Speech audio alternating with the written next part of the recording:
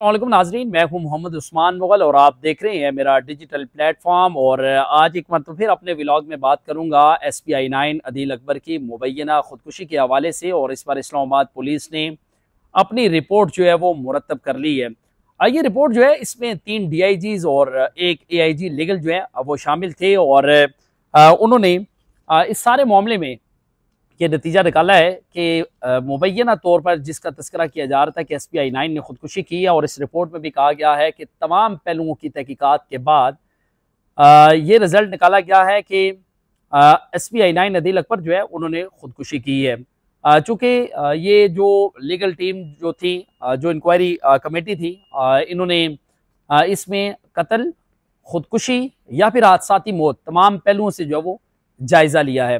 जायजा लेने के बाद ये रिपोर्ट जो मुरतब की गई है और आइंदा 24 घंटों के दौरान ये रिपोर्ट मंजर आम पर भी आ जाएगी। और इसके चंद नुकात हैं जो आपके सामने रखूंगा। रिपोर्ट में कहा गया है कि अदील अकबर साल 2023 से डिप्रेशन का शिकार थे। और ये डिप्रेशन का जो है ये एक एडवांस स्टेज था और जिस पर वो मौजूद थे इसको कहा जाता है डीप रोटेड स्ट्रेस, और ये उसका शिकार थे। और जो रिपोर्ट मुरतब की गई उसमें कहा गया कि इस तरह के जो लोग होते हैं जो स्ट्रेस का जो शिकार होते हैं वो अमूमी तौर पर अपने माजी के जो हादसात हैं उनको साथ लेकर चलते हैं।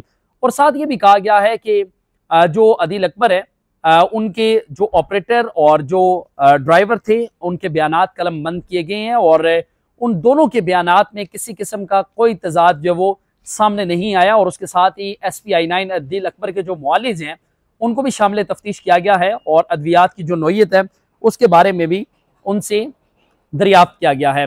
साथ इस रिपोर्ट के अंदर जो डॉक्टर और अदील अकबर के दरमियान होने वाली जो गुफ्तगू थी उस गुफ्तगू का भी तस्करा किया है कि 8 अक्टूबर को SPI9 अदील अकबर जो है वो अपने जो मुआलिज हैं उनसे मिलने के लिए गए। और वहाँ पर जो गुफ्तगू हुई थी वो गुफ्तगू भी आपको बताता हूँ कि क्या गुफ्तगू हुई थी। उस पर डॉक्टर ने जो SPI9 थे अदील अकबर उनसे जो ज़हनी दबाव था उसके हवाले से दरियाफ्त किया, जिस पर अदील अकबर ने कहा कि वो इस वक्त यहाँ पर खुश हैं।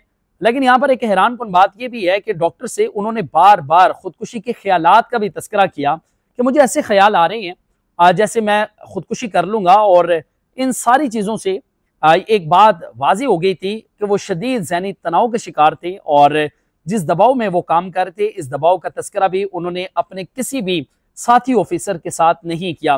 लेकिन ये जो सारी सूरत हाल थी, सारी सूरत हाल के बाद जो अदील अकबर हैं उनको और उनकी फैमिली को डॉक्टर की जानिब से ये हदायत दी गई है कि इनको ब्लेड्स वगैरह या किसी किस्म के वेपन से जो वो दूर रखा जाए, ऐसी किसी भी चीज़ से इनको दूर रखा जाए जिससे ये अपने आप को नुकसान पहुंचा सकते हैं। ये सारी वो चीज़ें थी जिसका तस्करा रिपोर्ट के अंदर किया गया है। लेकिन रिपोर्ट के अंदर एक और चीज़ का भी तस्करा किया गया है।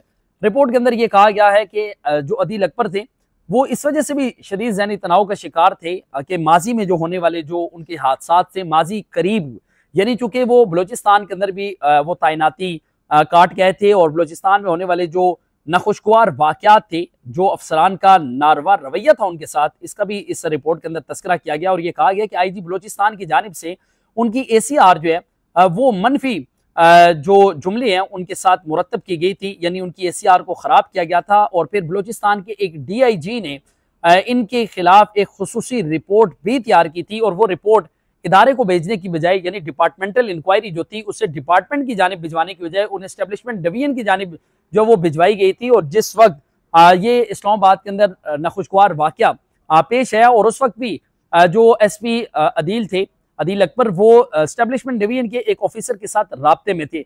लेकिन इस सवाल ये भी पैदा होता है कि अदील अकबर के साथ आखिरी लम्हात में किन अफसरान के राब्ते जो वो सामने आए हैं, रिपोर्ट के अंदर उसका भी इंकशाफ किया गया है।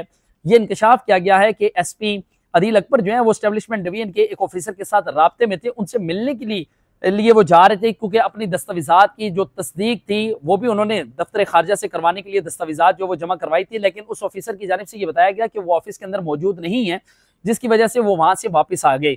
और रिपोर्ट के अंदर इस बात का भी इंकशाफ किया गया है कि अदील अकबर जो है वो जिला इंतजामिया के एक ऑफिसर AC सदर जो है, असिस्टेंट कमिश्नर सदर, उनके साथ वो राब्ते में थे। और उनके राब्ते के फौरन बाद ये हादसा जो है वो पेश आया और उसके बाद तमाम चीज़ें जो है वो अब आहिस्ता आहिस्ता खुलना शुरू हो चुकी हैं। जो बयानात कलम बंद किए गए हैं। उन बयानात में किसी किस्म का कोई तजाद जो वो नहीं पाया गया और उनके ऑपरेटर और उनके गनमैन के मुताबिक ये बताया गया है कि एक आखिरी फ़ोन कॉल जो उनको रिसीव हुई थी उसके बाद उन्होंने ये वेपन लिया और वेपन लेने के बाद उन्होंने खुदकुशी की है।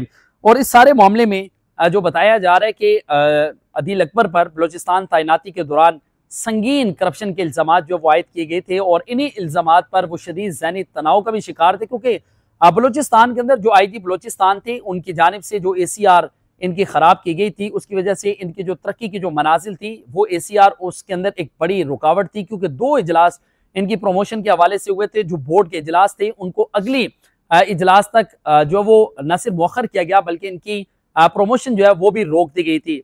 इनके जो बैचमेट थे वो भी प्रोमोट हुए और उनको बाकायदा तौर पर रैंक्स भी लगे। तो ज़ाहिर बात है ये एक इंसानी फितरत है, जब आप अपने साथ चलने और अपने साथ उठने और बैठने वाले लोगों को आप अगली सीढ़ी पर और ख़ुद को पिछली सीढ़ी पर जब आप महसूस करते हैं तो आप शदीद ज़हनी तनाव का भी शिकार होते हैं।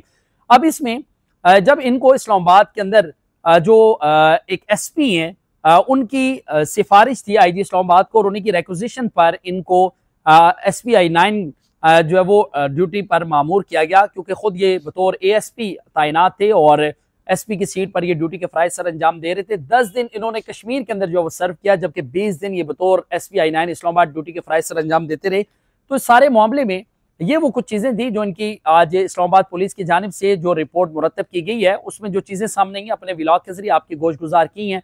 बहुत सारी चीज़ें ऐसी हैं जो अब भी आना बाकी हैं, बहुत से सवालात ऐसे हैं जिनके जवाब अब भी बाकी हैं। जो चीज़ें मुझ तक मेरे सोर्स के जरिए मुझ तक पहुंचती रहेंगी, अपने व्लॉग के जरिए आपकी गोश गुजार करता रहूँगा। इजाज़त दीजिएगा, अल्लाह ने के बाद।